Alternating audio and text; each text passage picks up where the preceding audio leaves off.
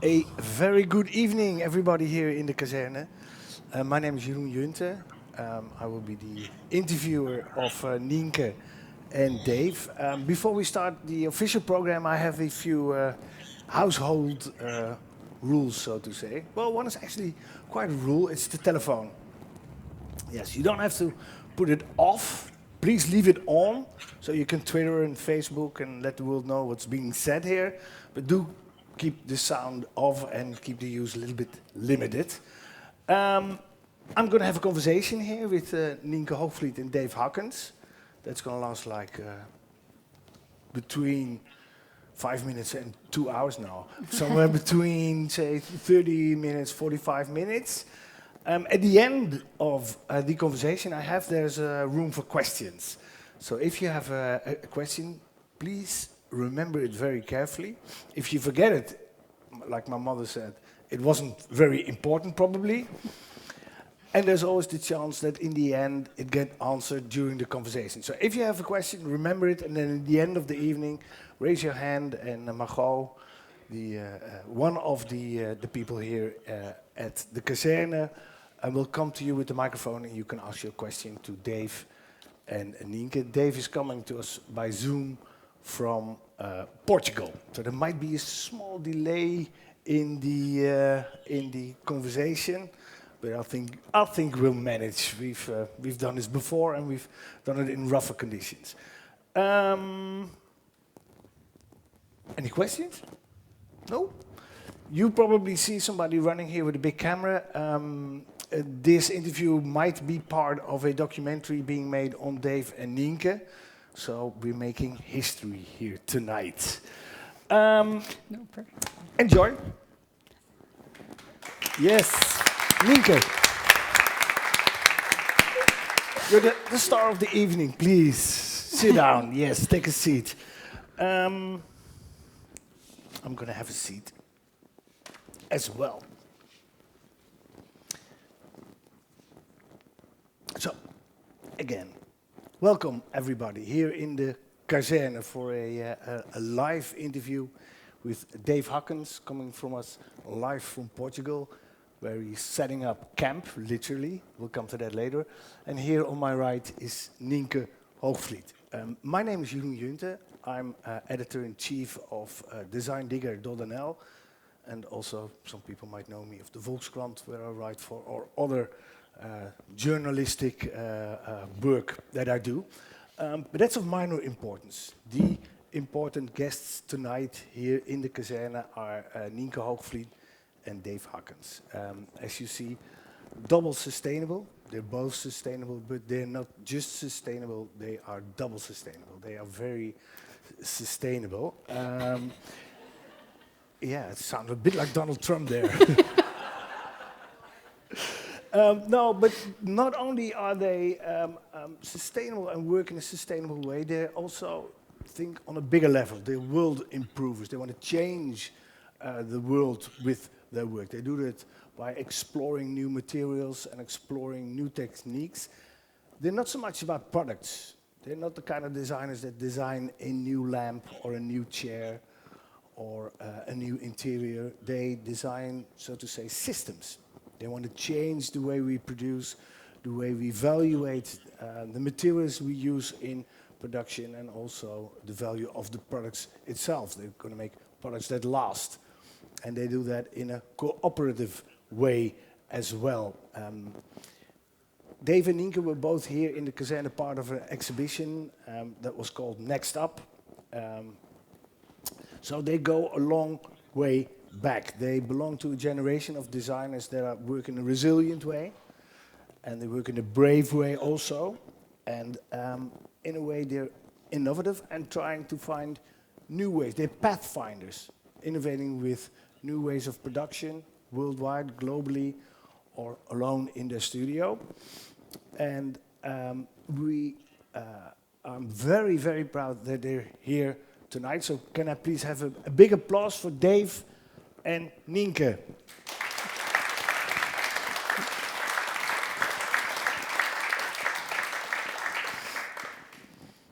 It is hard to imagine, But it might be that somebody needs either a small introduction on Dave or Nienke. I'll do that. I'll start with you, Nienke. You graduated 2013 in the Willem de Kooning Academy in Amsterdam and a major in textiles. You still work with textiles, but you do a lot more. A lot has happened in your practice since then. The beauty. Do I hear a phone there? The beauty of your work is that you work both in the problems, you tackle the problems, but you offer a solution as well. It's not only of raising questions and awareness with people about climatal changes and other bigger problems in the world, but you also offer a solution. You make materials, you make products, and they're very innovative and in an innovative way, but they're also products that have a beautiful aesthetic, and they're also functional. So all these aspects of what a modern and nowadays designer should have, You've done a very broad range of projects. I'm going to lead you through them very quickly. One of your earlier projects was the seaweed, the fish. Leather, you invented a way to make leather of fish. It was actually something that was done ages and ages ago, and it's taken back from the old days to the new days in a new way, so we can learn from the past. Another project that you did was recycling toilet paper that you filtered out of the water. Another project is you worked with herbs as natural coloring. You worked with Kamaura, which is an innovative resource made from purifying water. You've exhibited in the Centre Pompidou, Cooper Hewitt in New York, and now this is, as I'm correct, your 9th edition of the Dutch Design Week. Nienke. That's right. That's quite a resume I have here. 9 times at the Dutch Design Week. Do you ever get used to it, or is it every time again a big challenge? Well, every time it's a whole new adventure, because I have a new project I want to share with the world. I have a new perspective I hope to change with the audience. So every time it's fun. Every time I also think, oh, it's so much work. So I always forget how exhausting it is. Okay, too. but we're 2 days in the Dutch Design Week now. Was it worth it up till now? Definitely. All right, that's good. That's good. We'll come back to your project later on. Dave Hakkens. He also graduated 2013, then at the Design Academy in Eindhoven. One of his early projects was phone blocks. And that's a project, when I first saw it, I was like, this guy's not for real. I've seen this project before, and those are the best projects. That it's a new project, it's really innovative, and you feel like, I've seen this before, but I didn't. The idea is that you have a phone, and normally if you got an iPhone or one of those corporate big phones, and it breaks down, you have to throw it away. But the phone Dave made, you can repair it, or even if you want to have a bigger camera, make the camera bigger, or if you want, like, I have a bigger memory, or you could change the telephone and customize it to your own idea. It took him all the way up to Google in Silicon Valley, that project, so he come a long way with it. At the same time, Dave was working with another project. It was called Precious Plastic, and it was kind of, that guy. It was kind of another project, and it was about recycling plastic, and not doing it by yourself, but doing it, showing the people how you can do it. All the ways that you can recycle plastic and produce new stuff was open source on the internet, and that Precious Plastic project is now being put into practice in more than 500 places in the world, from Africa to Ukraine to the Netherlands, of course, Eindhoven, several places in the Netherlands, and now also in Portugal, where Dave is setting up camp. Like, literally, it's called Project Camp. Dave, you've done a couple of Dutch Design Weeks. You're missing this one. Does it ever get used not being at the Dutch Design Week? Well, it's kind of strange, also because I always lived in that area, so I would participate almost every year just by being there. But I think last year already made it a bit like a phasing out when there wasn't really one with Corona. So I think it's weird that is happening, but last year helped to smoothen it out. Okay. Dave, just on a practical level, where are you at the moment? I hope this is not your home that you live in Portugal. Well, to be fair, it's kind of my home where I live in. It's my van. Thank you for the compliment. But no, it's currently parked at a parking space because they have faster public Wi-Fi. So I'm not at our land, but like 15 kilometers away on a parking space. So there might be a random Portuguese guy coming in asking what I do, but I hope not. Well, that could be exciting, right? This is, after all, a live interview. Yeah, very live. Dave, to start with you, while we're at the conversation, what is the status of the phone blocks? I mentioned that, I remember we talked about the project, like at the beginning of it, you were in conversation with Motorola and later on with Google. What is the status of that project? Not much going on, in short. Yeah. And I think, yeah, we can keep it there. No, but why is that? Well, so I think for me in general, phone blocks was not really that I made a phone. It was more a concept for what a phone could be in the future, hopefully in 20 years. And then the world got excited by it, including Google was one of them. And they really started rapidly developing the thing. So in 2 years, they really made kind of an impressive phone that you could actually swap components and take them out. That's the phone blocks, right? Yeah, so the first time I came, the phone was like this big and then this. So it was really impressive. But then after, 2.5 years, the company decided to focus more on software instead of hardware. So they skipped a bunch of projects, also like Google Glass and this kind of experimental things. So yeah, that's it. So the project just got wiped away. Okay.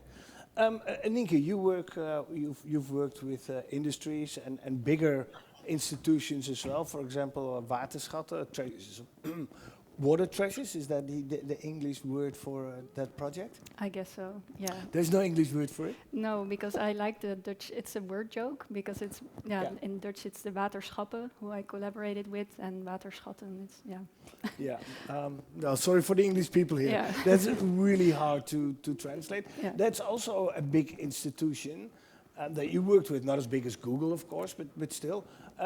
What is your experience with working with those bigger kind of institutions? I really enjoyed it to work with the Dutch water authorities. I think they are very open-minded, much more than I expected. And of course they have this regulation or the rules that they have to follow because they need to become circular and bio-based, but they're also really motivated to do that. So it's not just rules that they have to follow, it's really an intrinsic motivation, I think. So they just let me design very freely whatever I wanted, and it was a great collaboration. Okay, is it very important for you, Nienke, that you work in a free way and there's not like, for example, I can imagine with Google, I don't know, but maybe at other companies are like, no, that's not how we do this at our company. Do you prefer to have this artistic freedom, or is it for you, it would be possible to work for a very client designer based way? That's a really good question. I think I really need the freedom. Yeah, I guess. I never actually tried. I think I'm always, even if I get a very specific brief, I try to go over the edge, I think. Okay, stretch it up a little bit. Yeah, see how far I can stretch it. Okay. Dave, what's the status of the precious plastic? I mean, you started up the whole project and you know, it's a bit like the captain leaving the ship, or isn't it? No. So I think Fresh Plastic is more developed as a community project. I think one of the reasons was seeing what happens with phone blocks. Like if a company is in charge and they don't like it, they can kill the whole project. So at Fresh Plastic, we were more like, okay, this needs to be built in a community so that if I would step out one day, the project would still continue. And I've been wanting to step out for a while because, other interests. But I also didn't want the project to die. So over the last years, we've been quite trying to build a team around it. So people that have been involved for a longer time to continue the project. And obviously, besides the team, you also just have a global community.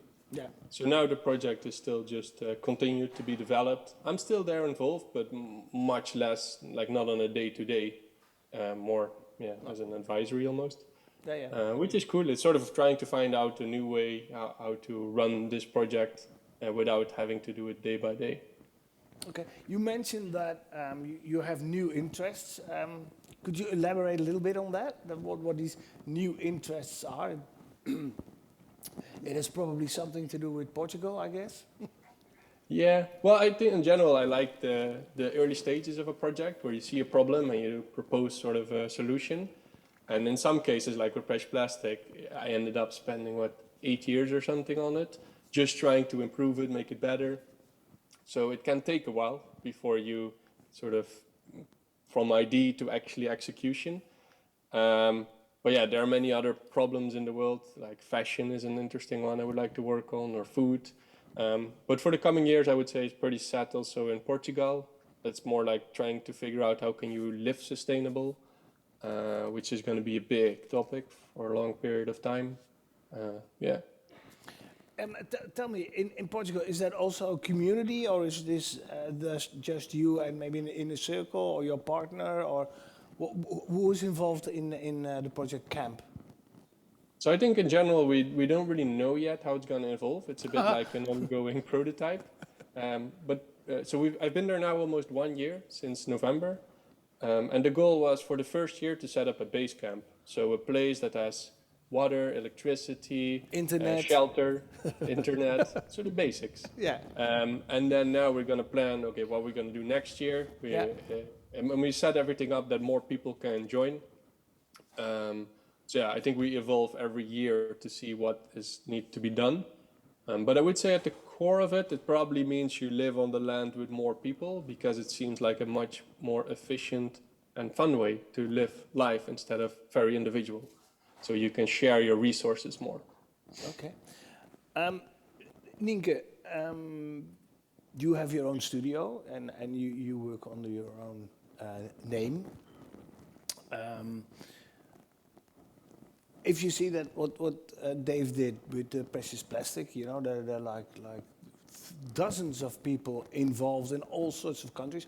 Is that a way of working that applies to you? Would you like that? I think we sort of have the same goal to create a movement. I think my approach is slightly different. In the studio, I've created what I call a 3-layer model, and that's first to create a prototype, a unique piece that is telling the story of a perspective I would like to change. And it's a museum piece. But after that, I want to continue. I want to develop it further with other people, basically to create a proof of concept. And that's where limited editions are made, so maybe gallery pieces. And after that proof of concept is there, then we can scale up and really bring it to the market. And so we have different projects in different lines, and the Seaweed Project is one of the biggest that is already much further in this development. Okay, so it is in the museum, it is in the gallery, and it's now being upscaled to really go to the industry. Okay, Yeah. What sort of industry? The textile industry, because we're developing the seaweed dye and really to make it business to business available for all kinds of textile companies, that they can use it to replace as many synthetical dyes that are very dangerous and harmful for the environment as we can. So the way to say start a movement for you is first reaching out on a awareness level. Yes. In the museum and the gallery, and then building up momentum to hook up with the industry. It seems to me, Dave, that you skipped both ends and immediately went. You didn't work with the industry with the precious plastic. You gave it immediately back to the people. I might be wrong there, but I don't have the impression that you really wanted to make gallery pieces with the precious plastic. If you hear that three-layered approach of Nienke, how does it appeal to you? Is it something you would? Would it have worked for precious plastic? I think it's a cool approach. I think in the beginning, actually, of Fresh Plastic, it might have been a bit more like that. Because I guess I came from Design Academy. The project was called Precious Plastic, so I tried to make like super valuable objects, almost more art objects, to change the perception. But I realized I'm just not good at that. It's too precise, and you need to go to galleries, and you need to wear nice clothes. And I was like, no, man, this is not where I feel comfortable or I'm good at. But I think it's cool that people do it, and it's all needed. It's just different angles to tackle problems. But yeah, I guess we're more at the bottom of the society almost. Exactly, with the feet in the clay, so to say. Nienke also develops all kinds of new materials with the Dutch water authorities. In the water purification project, she came up with new projects. She developed the fish leather, and she worked with herbs, which is a herbal dye, coloring pigments from herbs. You cling to the plastic. Have you ever sort of thought about, maybe trying new ways of plastic or bioplastics, or more into the material innovation? Dave? Sorry. Yeah. At some point Dave cannot see us. That's where the confusion started. So you got the question? You want me to repeat it? No, I got it. All right, great. So yeah, I would say the main focus of the project is trying to recycle more plastic. We did have a little side project where we're trying to see like, what if we go beyond plastic? So what if there's a world that we don't produce new plastic, we recycle everything we have, but we still need something new. So we had this project Beyond Plastic, where we looked into alternative ways to make biodegradable plastics. It was cool, super exciting actually, also nice to work with these materials, but it felt like our team is at the moment too small and we should focus on recycling and really nail that.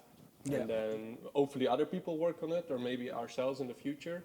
But it feels like there's still a mountain to recycle, so we'll do that first. There's an ocean to recycle, an ocean of plastic. Yeah. What do you consider to be? I introduced you as being both of you as the kind of designers that want to, like Nienke said, start a movement, have impact, change the world. What do you see, Dave, as one of the biggest challenges for you as a designer? Because there are lots of crises going on. There's a health crisis, there's a housing crisis here in the Netherlands. There are many crises. What do you consider to be the biggest challenge for us, Dave? I think for me and many people in this world is just even trying to understand the complexity. So sometimes you see a problem, and then like plastic, and you think, oh, we shouldn't have plastic. But then you think deeper, well, the world is like developed like that, so maybe you need it. Or maybe some elements you need it and some not. So things get easily quite complex. And I think it's difficult for a designer to understand the full complexity of all these resources and supply chains, and where does your design affect somewhere in the world. But I think also for just people in general, like it's a complex world. So even the solutions you propose, they might make a lot of sense, but even a few years later, you might learn something else and you realize, maybe not. So I think it's this ongoing process of validating if your solution makes actually sense. Yeah. Same question for you, Nienke. What do you consider in your practice like one of the biggest challenges in your goal to change the world? I think I agree with Dave. It's I call it a holistic approach. So there's when you think about sustainability, what you also see a lot now in design world is people design a bio-based material and they say that we're sustainable, but I don't agree with that. So I think we need to have a wider perspective and more holistic. So trying to look at as many aspects of a material as possible. So where was it made? How was it made?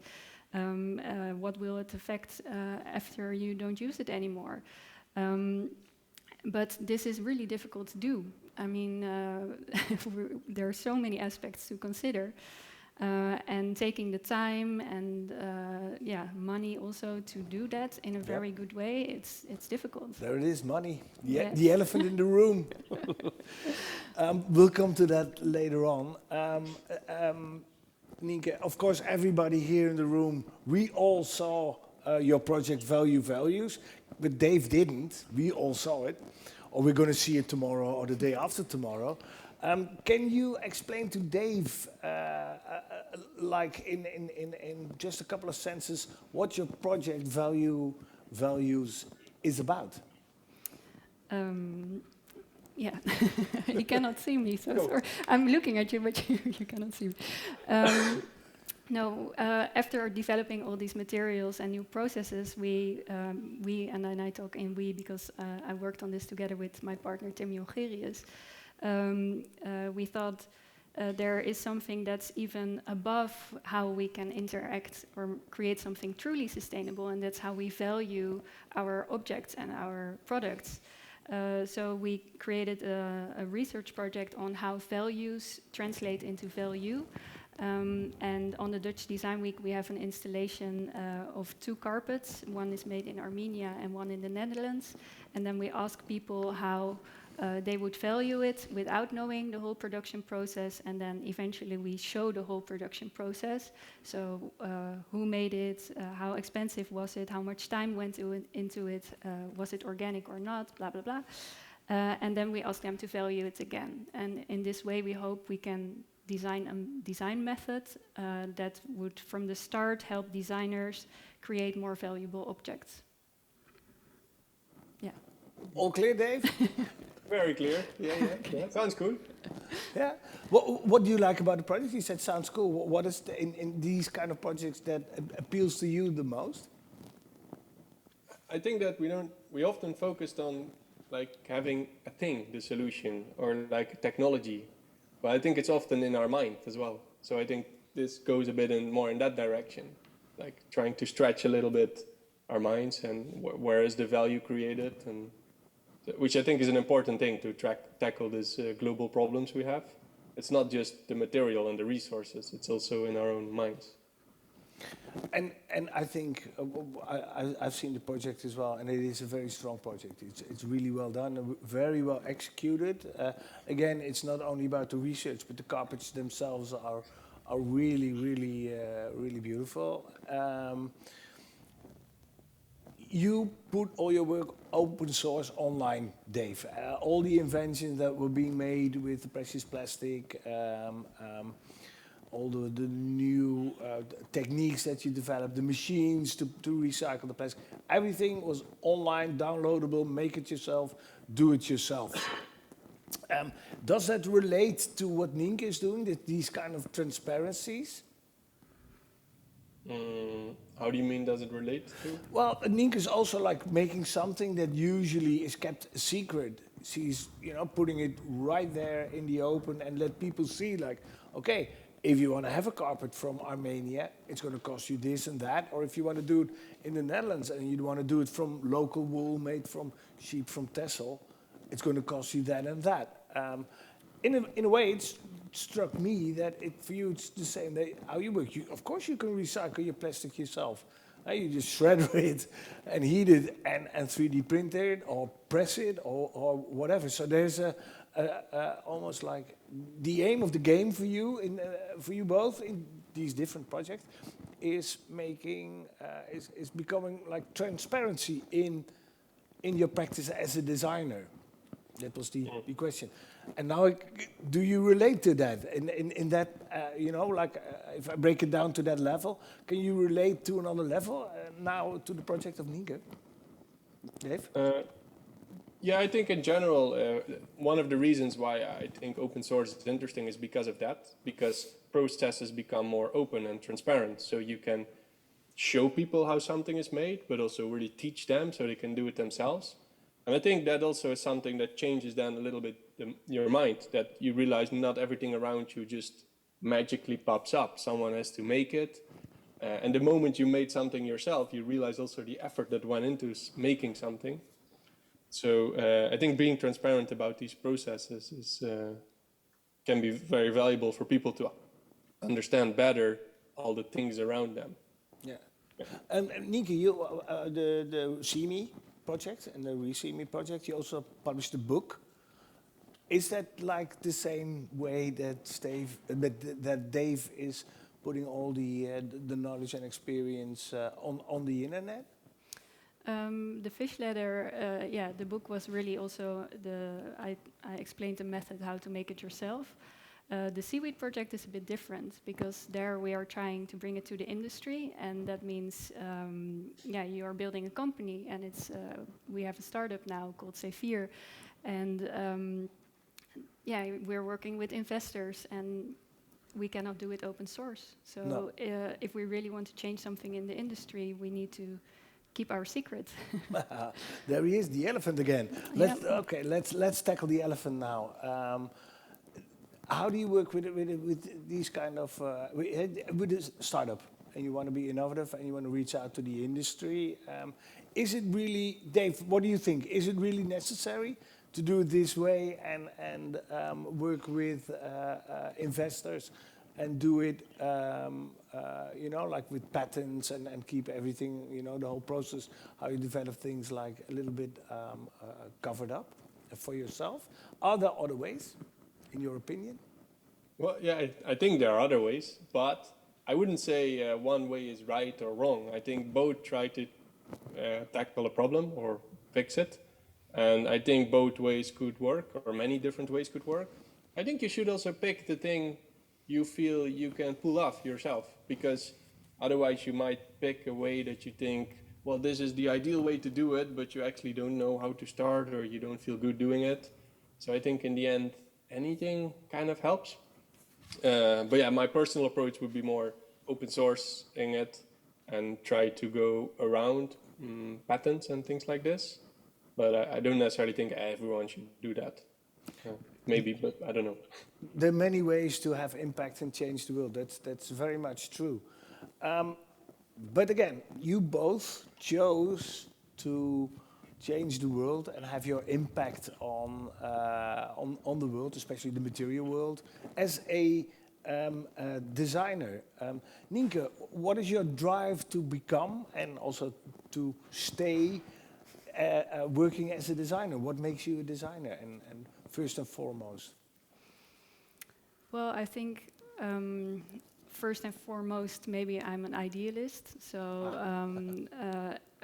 I've been already since I was a very little girl, I think.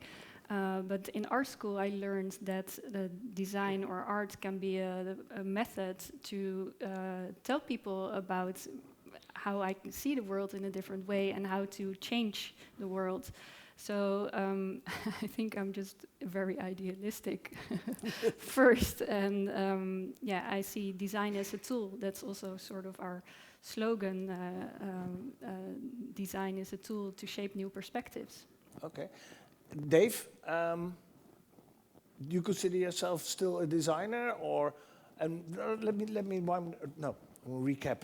I'm going to rephrase that question. What for you was the drive to become a designer? I actually think when I started studying design, I just wanted to make a product that you saw in a store with my face on it and my signature. Okay. I thought it was cool. But then I learned about problems in the world and stuff, and you thought, maybe there's other things to work on. And I think from there it relates a lot to what Nienke said. It's just you also feel you can change it, or you have a bit of an impact there, or you can steer it, or you can put your thoughts and ideas into it, and it might change that problem. I think that's kind of an exciting thing to be able to do that. And I think everyone is, but not everyone knows they're able to do it. And I think design helped that, to show like, if you have an idea, you can just make it, throw it out there, see what happens. Which was a cool process. And I think once you realize that, it's hard to not do it. Okay. Nienke called herself first an idealist and then a designer, and then probably also a researcher and an innovator and an entrepreneur as well. What would be your first pick? And it can also be designer, but is there something, if you say like, okay, that's me, What would come first? Just a guy. No, I really don't know. This question, I mean, I studied design academy, so it's easy to say I'm a designer, but sometimes I'm making websites, then I'm making a machine, then I'm, I don't know, making a video. It's so broad. I don't know. Designer is easy because in a way it could be anything. Yeah. Okay, but it's something that also fits you. I mean, if you wouldn't feel like a designer, you probably wouldn't say it. So it does fit. Yeah, I think the diversity of it fits for what I do. Yeah. Well, I'd say not in a literal way, but I'd say you're a fire starter as well. And not in a literal way, especially not in the woods there in Portugal. No, but you know, you're the kind of guy that starts up. You know, you're not just a guy. You're the kind of guy that starts up things, that shakes up things, and want to ramble and make and do. Yeah, also, yeah. Yeah, but not foremost. Could be. How do you call that? What do you put in your LinkedIn there? I'm a fire starter. Nah, probably not. Nah, better not. No. And Nienke, Dave said like here in Project Camp in Portugal, you know, we're just going to start, and the plan is basically there is no plan, and we're going to start, and we're going to do basics, and then the basics, and so the discover, and it's the whole Project Camp is design in itself. So it's a very open kind of design. Is that a way of working that appeals to you? Yes, sometimes I wish I could work like that. But I'm afraid I'm too research or logic based to not have a plan. Yeah, no, I sometimes I get a bit sick of my own desire to develop the perfect concept that makes sense and to do all the research correctly. Yeah, I can share something with the world, Okay. if that makes sense. The perfect sense. I mean, sharing something with the world, and that's also something that a designer is very capable of, sharing something in the world. And I think a designer is also one of these guys that are in the beginning of change, because whether it be a material or the way you make things, it is a way of showing and starting new ways. At the end of our interview is nearing. I'm sort of curious, Nienke, is there for you a dot on the horizon where you want to go, whether it be as an idealist or as a designer or just a woman? But is there like a dot on the horizon and say like, okay, that's my purpose, that's my compass?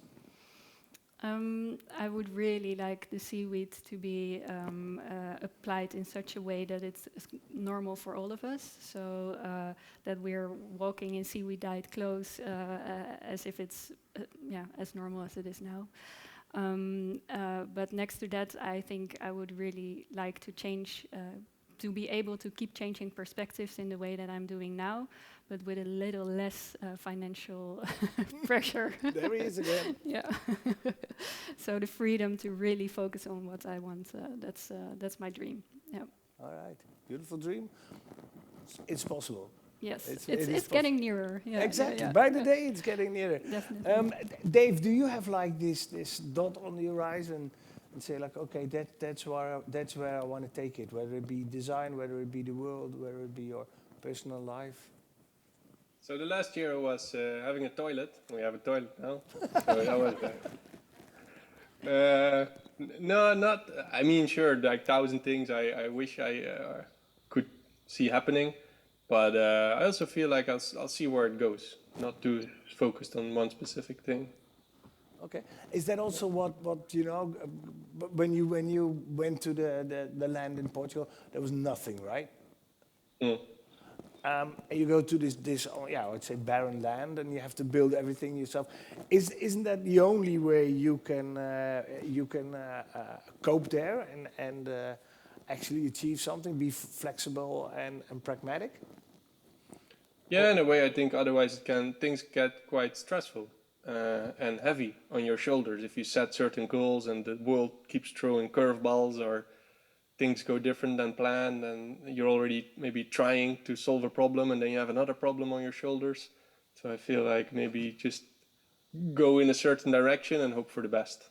The world throwing curveballs. Do you ever have that feeling, Nienke? Yeah. Okay. It's up to you. The audience is at hand now. Does anybody here would like to ask a question to Dave or Nienke? They're here and they're open and they said they wanted transparency. So if you got a question, please. No questions. Oh, there they have. Oh, I really had to push it. There are 2 questions here. Yes. Nienke, my question is for you. This is a question for Nienke? Yeah. Thank you for your presentation, both. It was very interesting. But I'm wondering, because seaweed is a part of an ecosystem, and by scaling up your project to the industry, are you not afraid to messing things up in this ecosystem? Yes, of course, that's something to take into consideration. But we can create our dye from seaweed waste streams, so we can use the seaweed that is already used by for other industries. The sea can actually take a lot more seaweed than there is at the moment, because it also prevents pollution from the sea, because it takes up nutrients, too much nutrients from the sea, and it creates new habitats for sea life. So there are a lot of benefits to adding more seaweed to the sea. And there's a lot of, I really believe that the people who are working on the seaweed industry, they are doing it because they believe in also an idealistic, they have an idealistic approach. So the seaweed farms that are created are also very thoughtful and sustainable designed. Yeah, so. No, it's not my worry yet, but definitely something to be critical about. Yeah, it's a very good question. In agriculture, we see what monoculture can do to crops and other crops and things. What is the reach of seaweed? I mean, you can eat it, you can put your clothes on. Can it be used in architecture and buildings as well? Yes, I think at the moment there are so many materials developed from seaweed, bioplastics, building materials, textiles. Sky is the limit. Are you focusing on one specific appliance of the seaweed, like architecture or textile, or is it more like general?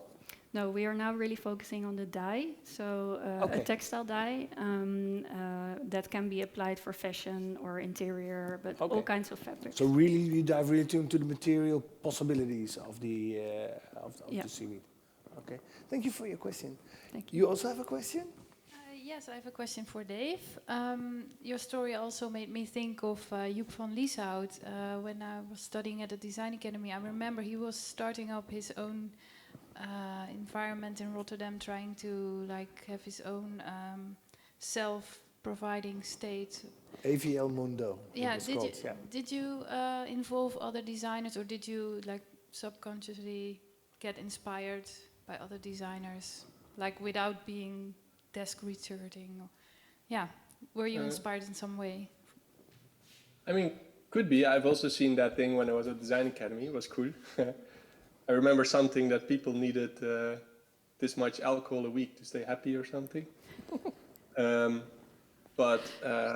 think in general, a lot of stuff I do, it doesn't really feel like it comes from me. It's just around you. You hear what people miss in life or where things go wrong, and you sort of squeeze it all together into an idea or a thought.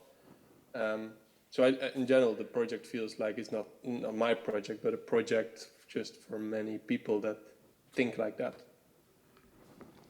The AVL Mundo of Joep van Lieshout in Rotterdam, it was also very much really strongly an autarkic place. They want to be really self-sustainable. They butchered their own pigs, made their own sausages and everything.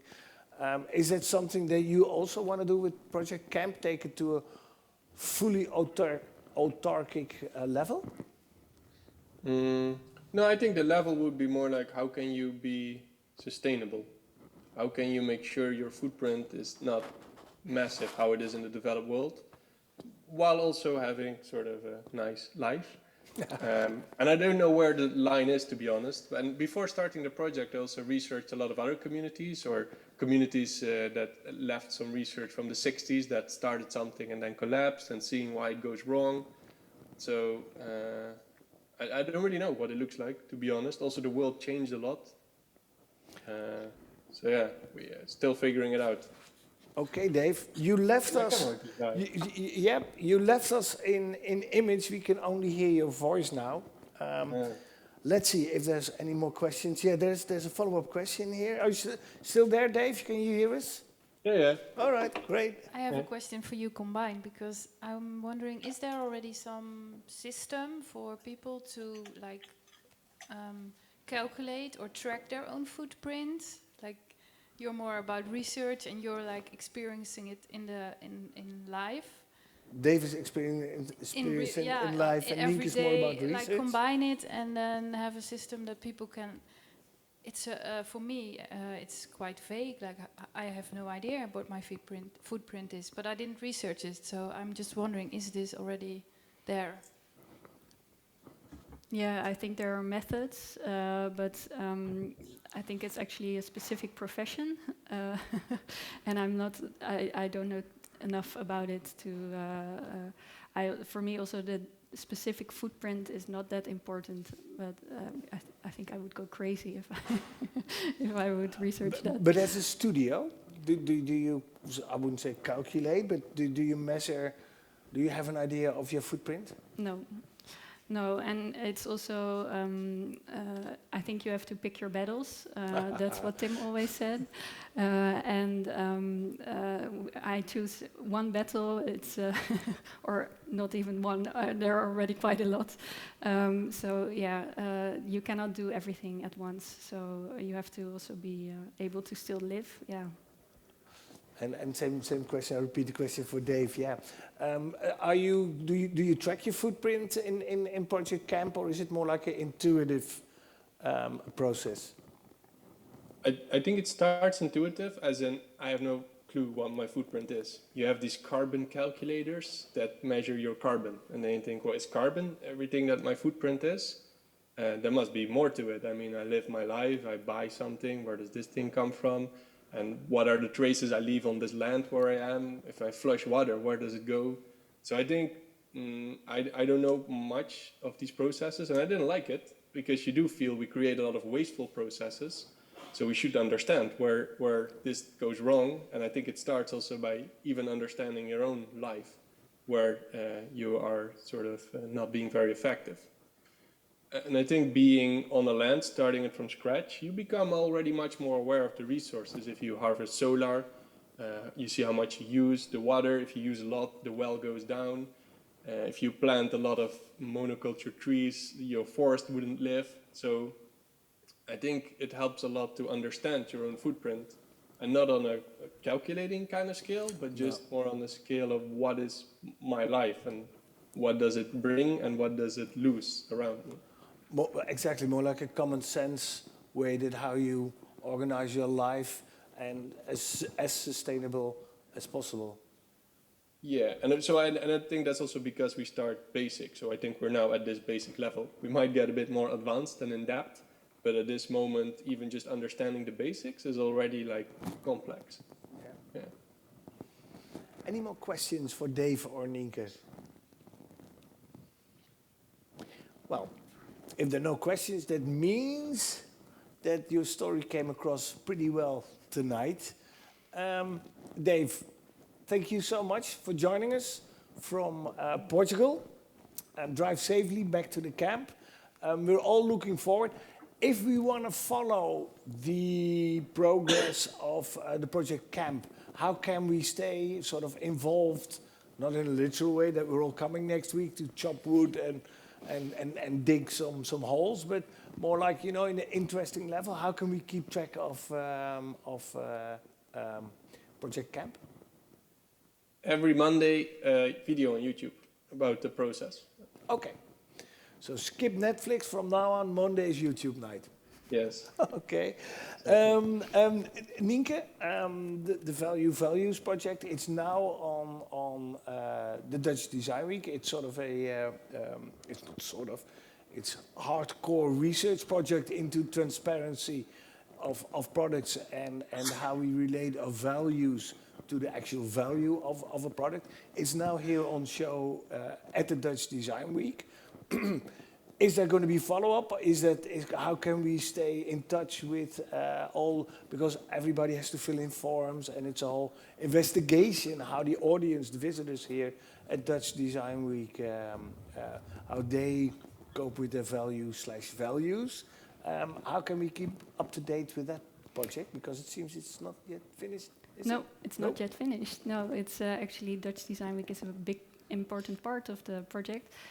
Because the end result will be a book. So we are taking all the information that we receive now from the visitors, but also tell more stories about the product that are too long to tell in the exhibition, and we will make that into a new book. Wow. Thank you so much, Dave and Nienke. And whether it is a book or it's a autarkic circular project camp in Portugal, and whether you pick your battles or you dodge the curveballs that the world and life is throwing at you, please keep going on. I've found it very inspirational to talk to the both of you, and on behalf of the people here at Kazerne, but I think on behalf of the whole world, thank you. Thank you so much for changing the world and making it a little bit cleaner, better, nicer, and also more happier place to live in. Can I please have a last applause for Dave and Nienke?